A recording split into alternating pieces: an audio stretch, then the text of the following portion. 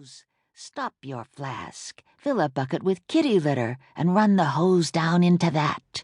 The gas will be captured. Trap it, and watch it bubble and boil there in the flask. Don't breathe at all if you can help it. Coyote began to whine. Ouch, Ikea! Where is my face, Ikea? I have scratched my face off. He ran down to the river and made himself a face out of mud and plastered it over the front of his head. Then he began again. He crushed the pseudo and evaporated it. He scraped the matchboxes and bubbled the flask into the bucket of kitty litter. He mixed the chemicals and cooked his mixture and filtered it and added in some red devil lye. He watched his thermometer. He was careful not to breathe. He cooled the mixture down and added in some camping fuel and shook it up and jumped up and down for glee when he saw the crust of crystal floating on the liquid. He started to evaporate off the solvent, but was so excited that he forgot to keep his tail out of the fire. He was dancing round the lab, lighting everything on fire with his tail. The lab burned down. He died. Southern Fox came past and touched him on the chest with the tip of his bow. "Honored Coyote," he said, "you must keep your tail out of it. That is the only way to cook." Ouch, Ikea! Whined Coyote.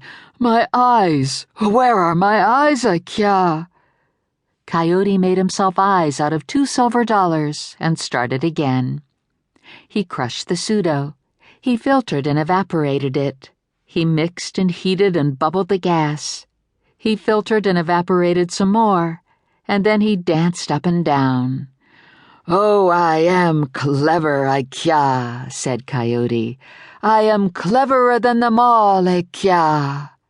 He had in his hands 100 grams of pure crystal, and Coyote left that place. That is all. Thus it ends. 1947. First time Schmidt saw the pinnacles, he knew it was the place. 3 columns of rock shot up like the tentacles of some ancient creature, weathered feelers probing the sky.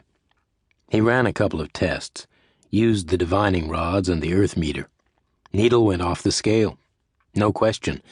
There was power here, running along the fault line and up through the rocks, a natural antenna. The deal was done quickly. $800 to the old woman who owned the lot, some papers to sign at a law office in Victorville, and it was his. 20-year lease, easy as pie. He couldn't believe his luck. He bought a used Airstream off a lot in Barstow, towed it onto the site, and sat for a whole afternoon in a lawn chair, admiring the way the aluminum trailer reflected the light. Took him back to the Pacific, the super forts on their hard stands at North Field. The way those bombers glittered in the sun. There was a lesson in that dazzle. Showed there were worlds a person couldn't bear to look upon directly. He didn't sleep at all the first night. Lying under a blanket on the ground, staring straight up, he kept his eyes open until the blacks turned purple, then gray, and the wool was frosted with little droplets of condensation, like tiny diamonds. The desert smell of creosote and sage, the dome of stars. There was more action up in the sky than down on Earth, but you had to drag yourself out of the city to know it. All those damn verticals cluttering your sightline, all the steel pipes and cables and so forth under your feet, jamming you up, interrupting the flows. People hadn't fooled with the desert. It was land that let you alone. He thought he stood a good chance. He was still young enough to take on the physical work, unencumbered by wife or family. And he had faith.